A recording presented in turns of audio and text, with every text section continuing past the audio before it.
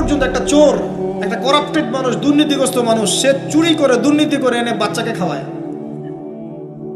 একটা ধর্ষক পর্যন্ত ওর মেয়েকে আদর করে। পুরুষ মানুষ কি জিনিস কেমন করে বুঝবেন? সারাটা জীবন ক্ষয় করে ফেলায়। যদি আপনি তার আনুগত্য করেন, তার সামনে সুন্দর মতো থাকেন, তার কথার সাথে তর্ক না করেন, ভালোবাসা দিয়ে থাকেন, আপনার জন্য সে জীবন দিতে প্রস্তুত থাকবে। এগুলো কে শিখাবে এখনকার মেয়েদেরকে? নবী সাল্লাল্লাহু আলাইহি ওয়াসাল্লাম বলেছেন, কোনো স্বামী যদি কোনো স্ত্রীকে চায়, তার প্রয়োজনের জন্য চায়, মহব্বতের জন্য, স্ত্রী যদি চুলায় রান্না করতে থাকে, ওই রান্না ফেলে দিয়ে তাকে আসতে হবে। হাদিস। রাতের বেলা স্বামী স্ত্রী শুয়েছে, স্বামীর চাহিদা আছে, স্ত্রীর কোনো সমস্যা নাই, স্ত্রী ফিট, ইচ্ছা করেই অহেতুক স্বামীকে বলল আমি রাজি না, উল্টা পাশে মুখ করে ঘুমিয়ে গেল। আল্লাহর নবী বলছেন, সারা রাত আল্লাহর পক্ষ থেকে একজন ফেরেশতা আসবে, এসে এই নারীকে অভিশাপ দিতে থাকবে। শুরুটা হবে আপনার বিয়ে দিয়ে।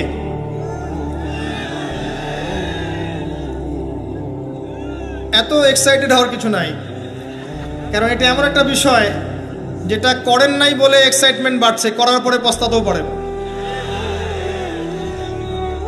এটা এমনই দিল্লি কা লাড্ডু, যে খাবে সেও পস্তাবে, যে খাবে না সে বেচারাও পস্তাবে। তবে আপনারা খেয়ে পস্তান, আলহামদুলিল্লাহ। এমনভাবে শুরু করেন না পরিবারটা যে আপনি একজন তরুণী, আপনি একজন তরুণ, বিয়ে করছেন, বিয়ের সময়ে দিনদারিতা বাদ দিয়ে অন্য কিছু দেখতে যায় না। যদিও বা অর্থ সম্পদ, বংশমর্যাদা, সৌন্দর্যের কথা হাদিসে এসেছে, হাদিসটা এমন নয় যে তোমরা 4টা গুণ দেখেই বিয়ে করবে, এমন নয়। হাদিসটা এমন নয়, অনুবাদটা অনেকেই ভুল করে, অনেকেই ভুল করে। হাদিসে বলা হয়নি কখনো 4টা গুণ দেখেই বিয়ে করো, এটা নয়। বরং বলা হয়েছে 4টা গুণ দেখে বিয়ে করা হয়। কথা কি বুঝতে পারছেন? কেউ এটা দেখে, কেউ এটা দেখে। তোমরা দিনদারিতা দেখো, না হলে তোমাদের হাত ধুলোয় ধূসরিত হবে। হাদিসটা এমন। এক্ষেত্রে কি আমরা বলবো, প্রথমত বিয়েটাকে সহজ করে দেন। বিয়েটাকে সহজ না করলে সমাজে জেনা বাড়তে থাকবে, এবং জেনা বাড়ার কারণ আছে। যখন পর্নোগ্রাফিটাতে ফ্রি অ্যাক্সেস দেওয়া হয়েছে, মানুষ রাতের বেলা পর্ন দেখতে পারে, কেউ বাধা দেওয়ার নাই। উপরের সেকশন থেকে কিন্তু এটাকে বন্ধ করে দেওয়া যেত। পৃথিবীর অনেক কান্ট্রি আছে যেখানে অনেক কিছু চলে না। চাইনিজরা ফেসবুক ইউজ করে না, করে? ওরা কি উন্নত জাতি না? ওরা তো এখন আমেরিকাকে যদি বলে ওঠো উঠবে, আমেরিকাকে বসতে বলে বসবে। ওরা এমন জায়গায় চলে গেছে। ওই ইউক্রেন ইস্যু নিয়ে আমেরিকা, ন্যাটো আর এই ব্রিটেন আর ফ্রান্স আর ইসরায়েল কিছুই করতে পারবে না ইনশাআল্লাহ, বিকজ এখানে একটা বড় অ্যালায়েন্স আছে চায়না এবং রাশিয়া। কিছুই করতে পারবে না। বরং এর উদ্দেশ্য, যে উদ্দেশ্যে এটা কাজ করেছিল তারা, এটাতে সফল হবে না তারা ইনশাআল্লাহ। আজকের টপিক এটা না, আমি এদিকে যাচ্ছি না। মূল বিষয়টা হচ্ছে যে সহজ করতে হবে বিয়েটাকে। উপযুক্ত বয়স হয়ে গেলেই একটা উপার্জনের সোর্স খুঁজবেন আগে। বেকার অবস্থায় বিয়ে করতে যায় না, উপার্জনের সোর্স খুঁজবেন, তারপরে আপনি আপনার পরিবারকে বলবেন আমার বয়স হয়েছে, আমাকে বিয়ে দাও। এবার আসেন, বিয়ের সময় দিনদারিতা ছাড়া অন্য কিছু দেখতে যায় না। এরপরে যদি সে সুন্দর হয় বা সুন্দরী হয় বা ভালো বংশের হয়, অথবা দেখা যায় যে ভালো টাকা পয়সা ওলা ইত্যাদি ইত্যাদি, এটা আপনার নূরুন আলা নূর, এটা বোনাস। কিন্তু এগুলো যদি নাও থাকে, শুধু দিনদারিতা থাকে, আপনি রাজি হয়ে যান। পরিবারের কর্তাদেরকেও বলবো যে মেয়ে বিয়ে দেওয়ার সময় ছেলের টাকা পয়সা দেখতে যায় না, ছেলের স্ট্যাটাস দেখতে যায় না বেশি বেশি। পরে দেখবেন এই মেয়ে ওর ঘরে গিয়ে পস্তাচ্ছে। আর ছেলের পিতাদেরকেও বলবো, ছেলেকে যখন বিয়ে দিবেন, একটা মেয়েকে কিনে নিব আর সাথে কিছু যৌতুকের টাকাও নিব, এই টেন্ডেন্সি নিয়ে বিয়ে করতে যায় না। ওই বিয়েতে বারাকা বেশি, যেখানে খরচ কম, যেখানে বেশি হট্টগোল নাই। চট্টগ্রাম অঞ্চলের বিয়ের মতো না। একটা বিয়েতে মনে হয় 40-50 লাখ টাকা খরচ করে ফেলায়। গেটই সাজাবে বলে 4-5 লাখ টাকা খরচ করেছে। এই 5 লাখ টাকা দিয়ে, এই 5 লাখ টাকা দিয়ে আর মনে হয় 10টা-20টা পরিবারকে বিয়ে দেওয়া যাবে। হ্যাঁ, লোহার আংটি দিয়ে বিয়ে করেছে সাহাবী। লোহার আংটিও নাই তোমার বাসায়? বলছে না ইয়া রাসূলুল্লাহ, লোহার আংটিও তো নাই আমার বাসায়। তাহলে কি করবা? কোরআনের কয়টা সূরা জানো? যে এই সূরাগুলো জানি, এগুলো শিখিয়ে দিও, যাও, মোহর হয়ে গেছে। কত সহজ বিয়ে, কত সহজ। আর এখন যেটা হয়, মেয়ে খুঁজবে দিনদার বিল গেটস, আর ছেলে খুঁজবে দিনদার ক্যাটরিনা। কথা বুঝতে পারছেন? প্রিয় ভাইয়েরা, দিনদারি থেকে প্রাধান্য দেন, আর কিচ্ছু না। আপনি সফল হবেন ইনশাআল্লাহ, শান্তি পাবেন। এবং বিয়ের পরে আল্লাহর পক্ষ থেকে একটা ভালোবাসা আসবে। যদি আপনি দেখেন যে আপনার স্ত্রী খাদিজা রাদিয়াল্লাহু আনহার মতো, আয়েশা রাদিয়াল্লাহু আনহার মতো, হাজেরা আলাইহিস সালামের মতো সবর করেনেওয়ালা, যে আপনাকে দিনের পথে এগোতে সাহায্য করে, তাহলে আর অন্যদিকে চোখ দেওয়ার দরকার নাই, রাজি হয়ে যান। এরপর আপনার পরিবার শুরু। এখানে উভয়ের মাঝে হৃদ্যতা, ভালোবাসা থাকতে হবে। তবে আরেকটা কথা বলে রাখি, সবাই মনোযোগ দিয়ে কথাটা শোনেন। একটা পরিবারের ভিত্তি শুধু ভালোবাসা দিয়ে টিকে থাকে না। একটা পরিবারের ভিত্তি টিকে থাকে আপোষের বিশ্বাসের উপরে। একে অপরকে বিশ্বাস করতে শিখতে হবে, একে অপরকে শ্রদ্ধা করতে হবে, একে অপরের সম্মান দিতে জানতে হবে। আপনাকে আপনার স্ত্রীকে আপন মনে করতে হবে, আপনাকে আপনার স্বামীকে আপন মনে করতে হবে। বাইরের মানুষ আপন নয়, এরা আপন আপনার। একজন একজন লেবাস, পোশাক। এরপরে আপনি মোহর শোধ করেন, আপনি সন্তান সন্ততি নেন, সন্তান সন্ততিদেরকে আল্লাহর এবং তার রাসূলের আদর্শে বড় করে তোলেন। পরিবারের মধ্যে তালিম চালু করেন, তালিম। পরিবারের মধ্যে তাওহীদ রাখেন, সুন্নত রাখেন, একসাথে খেতে বসেন। স্ত্রীকে হাদিয়া দেন, স্ত্রীকে গিফট দেন, তাকে মাঝে মাঝে ঘুরতে নিয়ে যান, তাকে নিয়ে রিফ্রেশমেন্টে যান, তাকে সময় দেন, তাকে টাইম দেন, তাকে সময় দেন। নবী সাল্লাল্লাহু আলাইহি ওয়াসাল্লাম আয়েশা রাদিয়াল্লাহু আনহার কোলে মাথা রেখে কোরআন তেলাওয়াত করতেন। তার সাথে চাঁদনি রাতে দৌড়েছেন এবং চাঁদ দেখেছেন, সফর করেছেন, রাতের বেলা হেঁটেছেন, সময় দিয়েছেন, খালি পায়ে হেঁটেছেন। সময় দেন। এখন এমন একটা অবস্থা যে পুরুষদেরকে মনে করা হয় যে তারা হচ্ছে মানি মেকিং মেশিন, তারা খালি টাকা পয়সা মেক করবে, আর স্ত্রীরা হচ্ছে ওই চুলা ঠেলবে সারাদিন। আমরা এমন মনে করে নিই আর কি। আবার এই যে ফ্যামিনিস্ট রেভলিউশন যখন থেকে আসছে, ফ্যামিনিস্ট রেভলিউশন কি জিনিস? দাজ্জালের ফলোয়ার্স আর কি, যে মেয়েদেরকে আপনি ঘরে রাখতে পারবেন না। তো তারা যখন থেকে এসেছে, ইমার্জ করেছে, তখন থেকে তার একটা কনসেপ্ট দিয়েছে যে পুরুষ আর নারী একে অপরের প্রতিদ্বন্দ্বী। দেখবেন প্রতিদ্বন্দ্বিতামূলক কথাবার্তা বলে। স্বামীর মুখের উপর তর্ক করতে যাবেন না। স্বামীকে বাইরের অনেকগুলো বিষয় ফেস করতে হয়।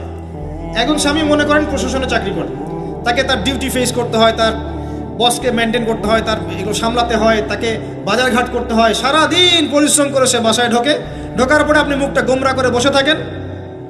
স্বামী আহলান সাহলান করেন না, তাকে একটু আদর করেন না, মহব্বত করেন না, তো অটোমেটিকলি তো আপনার দিক থেকে তার মনটা চলে যাবে অন্যদিকে। স্বাভাবিক। আপনি আপনার স্বামীর জন্য সাজেন না, বাইরের মানুষের জন্য সেজে বুঝে আপনি মার্কেটে যান। প্রবলেম সেগুলা। এরা মনে করে স্বামী স্ত্রী একে অপরের প্রতিদ্বন্দ্বী, অথচ এরা একে অপরের পরিপূরক। একে অপরের পরিপূরক। উভয় হৃদ্যতা ভালোবাসায় পরিবার গড়ে ওঠে। যে পরিবারের মধ্যে হৃদ্যতা ভালোবাসা আছে, ওই পরিবারের বাচ্চা কাচ্চারা দেখবেন বড় আলেম হবে, বড় নেতা হবে, বড় কিছু হবে ইনশাআল্লাহ। যেখানে এগুলো নাই, ওই সন্তানরা বড় হয় হতাশার মধ্যে, কাজের বুয়ার কাছে, ডে কেয়ার সেন্টারে। এরা তো বড় হয়ে জঙ্গি হবে, সন্ত্রাসী হবে, স্বাভাবিক। ভালো প্যারেন্টিং দিতে পারে নাই। এরকম না বিষয়টা। সময় দিতে হবে, একে অপরের দায়িত্ব বুঝতে হবে, আপোষের মধ্যে বিশ্বাস থাকতে হবে, ভালোবাসা থাকতে হবে এবং সবরের মানসিকতা থাকতে হবে। মেয়েদের ব্যাপারে বলাই হয়েছে তারা বাঁকাহার, অতএব চাপ দিতে যায় না, ভেঙে যাবে। চাপ দিতে যায় না, ভেঙে যাবে। ওই অবস্থায় ছেড়ে দিলে ওই অবস্থায় থেকে যাবে। একটা কথা আমি বলি, আমি শিখেছি আমার লাইফ থেকে,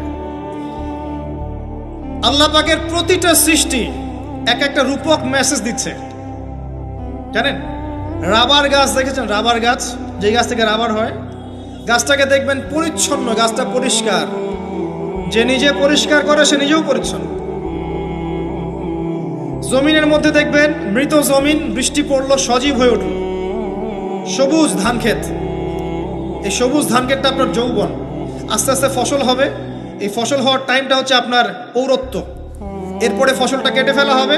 এই ফসলটা আপনার ভালো কাজ, আমল সালেহ, এটাকে রেখে দেওয়া হবে। বাকিটাকে হলুদ বর্ণের যে খড়কুটা, এটাকে জ্বালিয়ে দেওয়া হবে। এই যে ধান গজালো, একটা সিজন গেল, এর মধ্যে আপনার দুনিয়ার জীবনের হায়াতের রূপকতা আছে। জি, পাহাড়কে দেখেন, পাহাড় বিশালতা নিয়ে দাঁড়িয়ে থাকে। ওর গায়ে যতই ঢিল মারেন, লাথি মারেন, সমালোচনা করেন, সে নড়বে না তার জায়গা থেকে। থাকবে, সে ওর জায়গায় স্টিল থাকবে, কিন্তু সে শান্ত থাকে। সে চিল্লাফাল্লা করে না।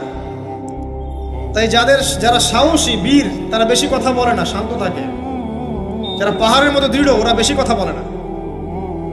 সাগরকে দেখেন, বিশাল সাগর, কক্সবাজারে যান, সাগরকে বিশাল সাগর গর্জন করছে, ভিতরে অনেক সম্পদ, অনেক মাখলুক আছে।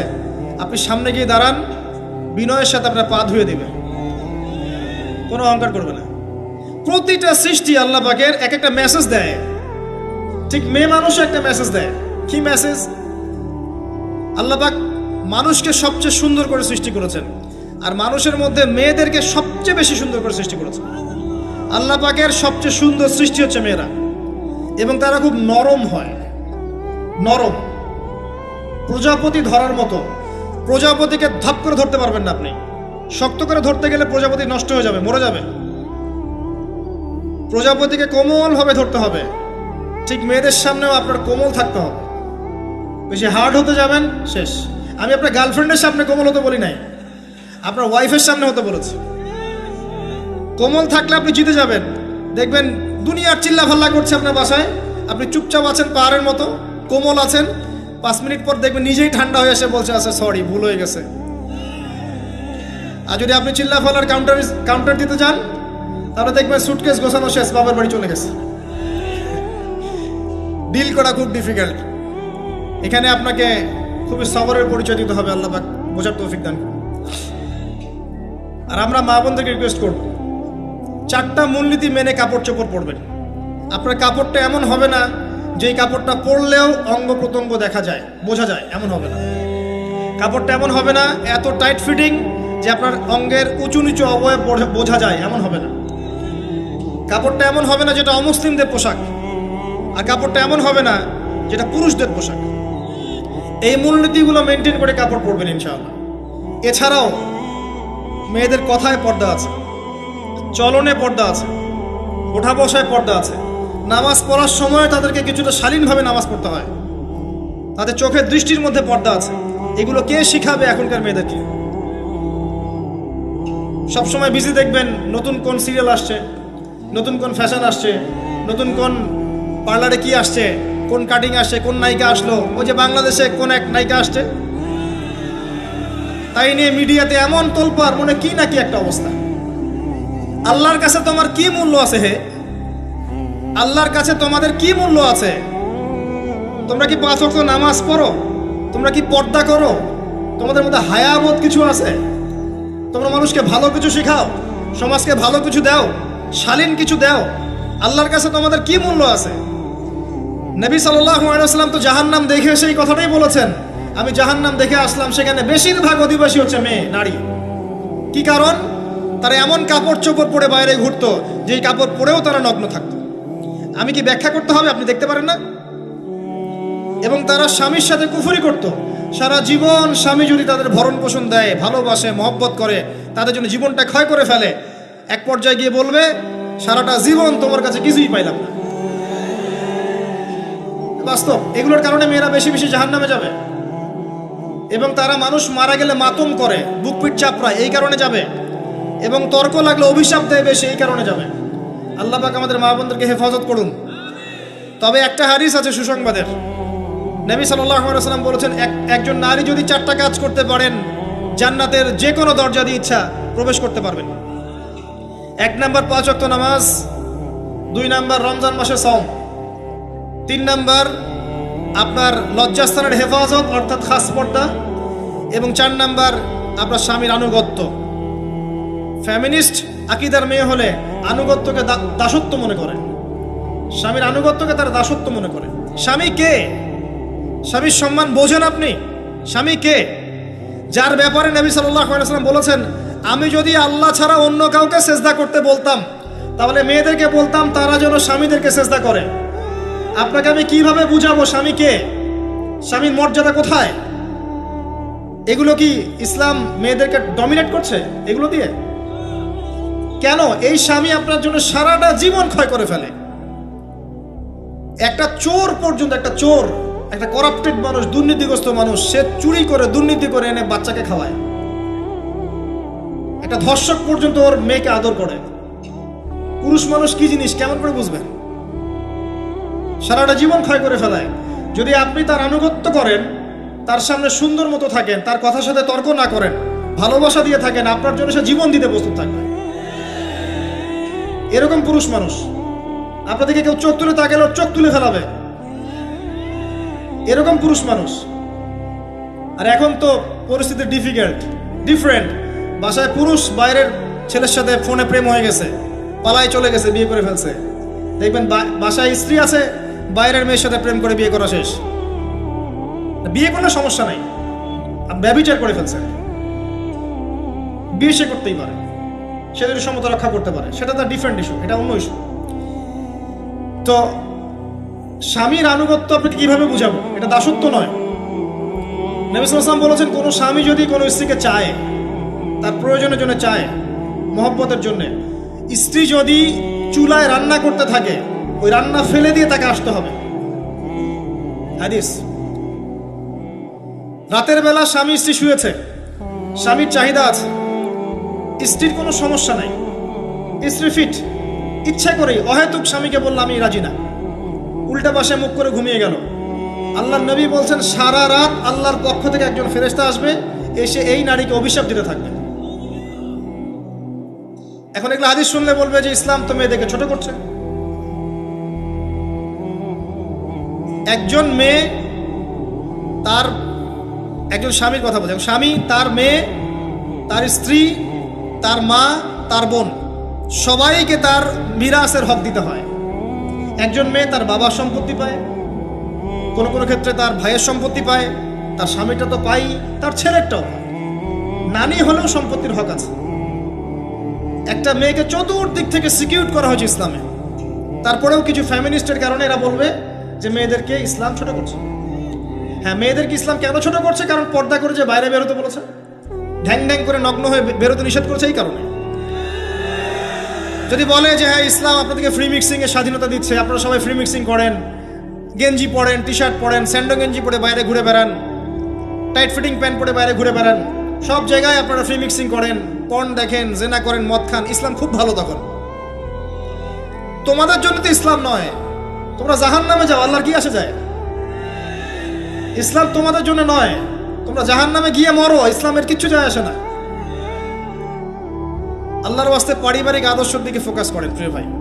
নিজে জাহান্নামের আগুন থেকে বাঁচান, পরিবার বর্গকে বাঁচান, পরিবার আরেকটা পার্ট হচ্ছে আপনার পিতামাতার সাথে খারাপ আচরণ করতে যায় না আল্লাহর ওয়াস্তে। সেই ব্যক্তির জন্য ধ্বংস যার পিতামাতা বেঁচে আছে, তাদের হক আদায় করে সে জান্নাতে যেতে পারলো না, তার জন্য ধ্বংস। আরেকটা অংশ আছে আপনার সন্তান সন্ততি, বাচ্চা কাচ্চার প্যারেন্টিংটা খুব সুন্দর করে করেন।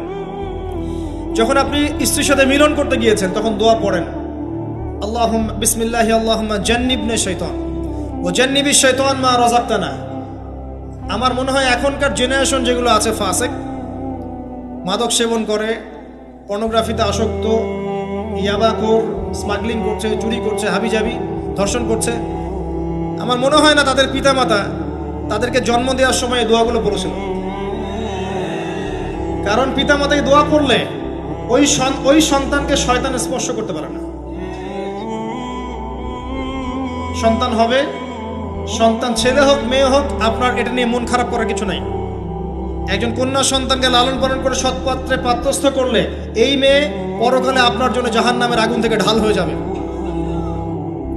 যার কাছে দুইজন মেয়ে আছে, দুইটা মেয়েকে সে ভালো করে মানুষ করেছে, নবী সাল্লাল্লাহু আলাইহি ওয়াসাল্লাম বলছেন সে জান্নাতে আমার সাথে এমন করে থাকবে, এইভাবে। কেউ যদি বিধবার দায়িত্ব নেয়, সেও নবী সাল্লাল্লাহু আলাইহি ওয়াসাল্লামের সাথে এইভাবে থাকবে। এতিমের দায়িত্ব নেয়, এইভাবে থাকবে। ফ্যান্টাসিতে ভুগছেন, একটা এতিম মেয়েকে বিয়ে করেন, একটা অসহায় তালাকপ্রাপ্ত মেয়েকে বিয়ে করেন, একটা বিধবা মেয়ে যার স্বামী মারা গেছে, কেউ নেই দেখার, তাকে বিয়ে করেন, তারপরে বোঝা যাবে আপনার মধ্যে কতটুকু দিন আছে। আর বর্তমান সভ্যতা আমাদের কি সমাধান দিবে?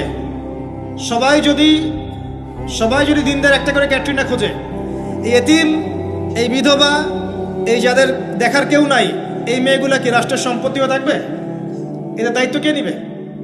পুরুষরা যদি দায়িত্ব না নেয়, কে দায়িত্ব নিবে? এখন কেউ যদি ওদের দায়িত্ব নিতে যায়, তখন তাকে আবার খারাপভাবে উপস্থাপন করা হয়, এই ব্যক্তির মনে হয় চরিত্র খারাপ। কিন্তু এদিকে বাইরে 10টা জেনা করে বেড়াচ্ছে, কোনো সমস্যা নাই। এগুলো উস্কায়। এইসব জাহেলদের জন্য ইসলাম নয়। ইসলামের প্রতিটা বেসিক ফান্ডামেন্টাল মানবতার কল্যাণের জন্যই। এগুলোকে ফরজ করা হয়নি, আপনি নফল, আপনার সামর্থ্য থাকলে আপনি করতে পারেন, না করলে কোনো সমস্যা নেই। কেউ যদি করে যে ইসলাম পরিপূর্ণরূপে পালন করার চেষ্টা করছে, এটার উপরে আমল করার চেষ্টা করছে, তাহলে আপনি তাকে ক্রিটিসাইজ করছেন কেন? কি সমস্যা আপনার?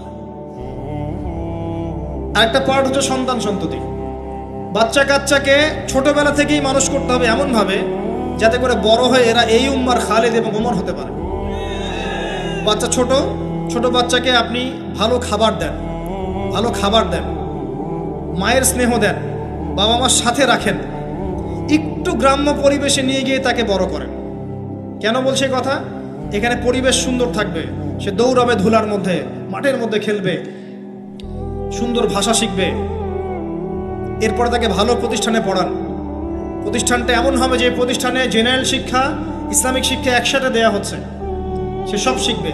আমার ছেলে কোরআনে হাফেজও হবে, আমার ছেলে ডক্টরও হবে ইনশাআল্লাহ। এভাবে করে তোলেন। আধুনিক হন, মাথাটা খাটান, ব্যাকডেটেড মানসিকতা বাদ দেন। বিশ্বটা এগিয়ে গেছে, আমাদেরকে এগিয়ে যেতে হবে।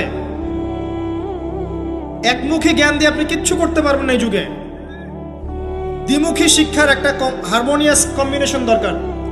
আমাকে কোরআন জানতে হবে, সায়েন্সও জানতে হবে, নাহলে আমি সায়েন্স দিয়ে কোরআনকে ব্যাখ্যা করতে পারবো না, কোরআন দিয়েও সায়েন্সকে ব্যাখ্যা করতে পারবো না। জানতে হবে, আমাদেরকে শিখতে হবে, পড়তে হবে, প্রচুর পড়তে হবে। বাচ্চাদেরকে ছোট থেকে বড় করেন এভাবে। আস্তে আস্তে গিয়ে দেখবেন তারা যখন কিশোর, তাদের বন্ধু বান্ধবের সার্কেল থেকে খেয়াল রাখেন। আপনি বাবা হিসেবে তার বন্ধুর মতো আচরণ করেন, মা হিসেবে তার সাথে বান্ধবীর মতো আচরণ করেন, তার সাথে ক্লোজ হন, তার সমস্যাগুলো জানার চেষ্টা করেন। তাকে ফ্রি মিক্সিংয়ের মধ্যে পড়াশোনা করতে দিবেন না, না হলে স্কুল লাইফে সতীত্ব হারিয়ে ফেলবে। অনেক সময় অনেক মেয়ে আছে স্কুল লাইফে সতীত্ব হারিয়ে ফেলেছে, কলেজ লাইফে যেতে যেতে প্রস্টিটিউশনে চলে গেছে। অনেক মেয়ে আছে, এগুলো টপ সিক্রেট না, এগুলো সব ওপেন সিক্রেট। এখন ঘরে ঘরেই সমস্যা, মানুষ লজ্জায় বলতে পারে না। যে কটা মিডিয়া আসে এগুলো তো আমরা জানি, ঘরে ঘরেই সমস্যা ঢুকে গেছে, মানুষ লজ্জায় বলতে পারে না। ছোট ছোট বাচ্চা মেয়েদেরকে পর্যন্ত রেপ করা হচ্ছে এখন। এটা সেই ফ্যামিলিস্ট রেভলিউশনের কারণেই হচ্ছে। যত বেশি জেনাকে উস্কে দেওয়া হবে তত বেশি ধর্ষণ বাড়বে। ধর্ষণ বাড়তে বাড়তে এক পর্যায়ে বাচ্চাদেরকে ধর্ষণ করা বাড়বে। এরপরে কি হবে জানেন? এরপরে মানুষ সমকামী হবে বেশি বেশি, ছেলের সাথে, নাউজুবিল্লাহ। তারপরেও কি হবে বলে যাচ্ছি, এরপরে আরো একটা ধাপ আসবে, যখন মানুষ গবাদি পশুর সাথে জেনা করবে। দেখে নিয়েন, এগুলো হাদিসে এসেছে, এমনি এমনি বলছি না। মানুষ এগুলো করবে। বাচ্চা কাচ্চাকে বড় করেন, ভালো খাবার দেন, ওকে খেলাধুলা করতে দেন। ও যত বেশি খেলাধুলা করবে ও শরীরটা ক্লান্ত হবে, তখন খাবে ভালো, বেশি খাবে, ব্রেন শার্প হবে, ওকে ওর নেতৃত্ব দেওয়ার যোগ্যতা অর্জন হবে। ওকে খেলাধুলা করতে দেন, ওকে ব্যায়াম করতে বলেন, ওকে সাঁতার শেখান, ওকে তাইকুন্ডু শেখান, ওকে ফিজিক্যাল এক্সারসাইজ শেখান। পরিবেশ দিতে হবে। অসুস্থ পরিবেশের মানুষ কখনো সুস্থ জাতি উপহার দিতে পারবে না। তো এই বিষয়গুলোর দিকে খেয়াল রাখেন। মেয়ের পোশাকে খেয়াল রাখেন, তবে মেয়েকে কার কোলে তুলে দিচ্ছেন এটা খেয়াল রাখেন। এই যুগটা খুব কঠিন যুগ, কাছের মানুষদেরকে দ্বারা মেয়েরা ধর্ষিত হচ্ছে, খুব খেয়াল রাখেন। বাসায় কাজিনের এত থ্রু অ্যালাউ করেন না, কাজিন সম্পর্ক থ্রু করেন না, অ্যালাউ করেন না। আপনার মেয়েদের ব্যাচ একটা পুরুষ টিচার পড়াচ্ছে, ওই ব্যাচে আপনি মেয়েকে পড়তে দিয়েন না। একটা কোচিংয়ের ভাইয়া বাসায় এসে আপনার মেয়েকে প্রাইভেট পড়াবে গোপন কক্ষে, এগুলো করতে দিয়েন না। পরে আপনার মেয়ের ইজ্জত চলে গেলে আপনি হামাও করবেন, তখন আপনি অ্যাক্সেস করে দিচ্ছেন, জেনার সুযোগ দিচ্ছেন। শয়তান উস্কে দিবে, শয়তান তো চাচ্ছেই জেনা করাতে। মেয়েদেরকে মেয়েদের পরিবেশে পড়ান, ছেলেদেরকে ছেলেদের পরিবেশে পড়ান। ওরা বড় হোক, ম্যাচিউর্ড হোক, যখনই বিয়ের বয়স হয়ে যাবে দ্রুত বিয়ে দিয়ে দেন। বিয়ের পর এরা পড়াশোনা করুক। বিয়ের পর পড়াশোনা করে অনেকে বড় আলেম হয়েছে, অনেকে বড় জাতির নেতাও হয়েছে। আমাদের জাতির পিতার ইতিহাস দেখেন, কত বছর বয়সে তিনি বিয়ে করেছিলেন, ইতিহাস দেখেন। একজন প্রেমময়ী নারী যদি পাশে থাকে, একজন ব্যক্তি বিশ্ব জয় করতে পারে। এই যে প্রমাণ দেখিয়ে দিয়েছে, করেন নাই? এরকম আগেকার মানুষদেরকে দেখবেন, ম্যাচিউরড হয়ে গিয়েছেন, বিয়ে করেছেন, এরপরে স্ত্রী পাশে ছিল, বিশ্বকে ডিল করেছে, নেতৃত্ব দিয়েছে। এই বিষয়গুলোতে খেয়াল রাখেন। পরিবারে হারাম ঢুকতে দিয়েন না, পরিবারটাকে ইসলামিক মূল্যবোধে গড়ে তোলেন। কু আনফুসাকুম ওয়া আহলিকুম নারা, এই হাদিসের উপর আমল করেন। আল্লাহ পাক তৌফিক দান করুন, আমিন। এরপরে বড় বিষয়গুলোতে যাবেন আপনি ইসলামের খেদমত, ইসলামের প্রচার, ইসলামের প্রসার, Islamic association, Islamic NGO, Islamic হাবিজাবি, এগুলোর দিকে আপনি পরে যাবেন। আগে বেসিকগুলো ঠিক করবেন। এই কাজগুলো যদি আমরা করতে না পারি, তাহলে আল্লাহ পাক ওই যে বলেছে সূরা আরাফ 179 প্রথমে বলেছে, ওর অন্তর্ভুক্ত হয়ে যাব। তাদের পাপ কি ছিল? তারা যে বেশি বেশি জাহান্নামে গেছে, কি পাপ ছিল? 1 নাম্বার, লাহুম কুলুবুন লা ইয়াফকাহুনা বিহা, ওদের কলব ছিল, উপলব্ধি করেনি। ওয়ালাহুম আযানুন লা ইয়াসমাউনা বিহা, কান দিয়েছিলাম শোনেনি। ওয়ালাহুম আ'য়ুনুন লা ইউবসিরুনা বিহা, চোখ দিয়েছিলাম দেখেনি। উলাইকা কাল আনআম, এরা হচ্ছে গবাদি পশুর মতো। বাল হুম আদাল, বরং তার চাইতেও নিকৃষ্ট। ওয়া উলাইকা হুমুল গাফিলুন, এরা হচ্ছে গাফিল সম্প্রদায়। আল্লাহ পাক আমাদেরকে যাবতীয় গাফিলতি থেকে হেফাজত করুন, আমিন। আমরা আলোচনার শেষ প্রান্তে এসে দোয়া করছি, আল্লাহ পাক আমাদের সবাইকে শিরক মুক্ত আমল করার তৌফিক দান করুন, আমিন। নবী সাল্লাল্লাহু আলাইহি ওয়াসাল্লামের সুন্নতের উপর থাকার তৌফিক দান করুন, আমিন। আমাদের প্রত্যেকের পরিবারটাকে আদর্শ পরিবার রূপে গড়ে তুলুন, আমিন। আল্লাহ পাক আমাদের প্রত্যেক মা বোনকে পর্দা করার তৌফিক দান করুন, আমাদেরকে ইসলামিক শিক্ষায় শিক্ষিত হওয়ার তৌফিক দান করুন, আমাদেরকে এই জাগতিক শিক্ষাকে ইসলামের কল্যাণে কাজে লাগানোর তৌফিক দান করুন। আল্লাহ পাক আমাদেরকে হালাল রিজিকের ব্যবস্থা করে দিন। আল্লাহ পাক আমাদের মধ্যে যারা অসুস্থ সবাইকে শেফায়ে কামেলা দান করুন। আমাদের মধ্যে যারা মারা গেছে আল্লাহ পাক সবাইকে মাফ করে দিন। আমাদের প্রশাসনের ভাইদেরকে আল্লাহ পাক হেফাজত করুন, হেদায়েত দান করুন, যাবতীয় অন্যায় থেকে হেফাজত করুন, ন্যায় নিষ্ঠার সাথে দায়িত্ব পালন করার তৌফিক দান করুন। আমাদের ঊর্ধ্বতন কর্তৃপক্ষ যারা আছে, গভর্নমেন্টে যারা আছে, সবাইকে আল্লাহ পাক হেদায়েত দান করুন। আল্লাহ পাক তাদের দ্বারা দ্বীন ইসলামের খেদমত কবুল করুন।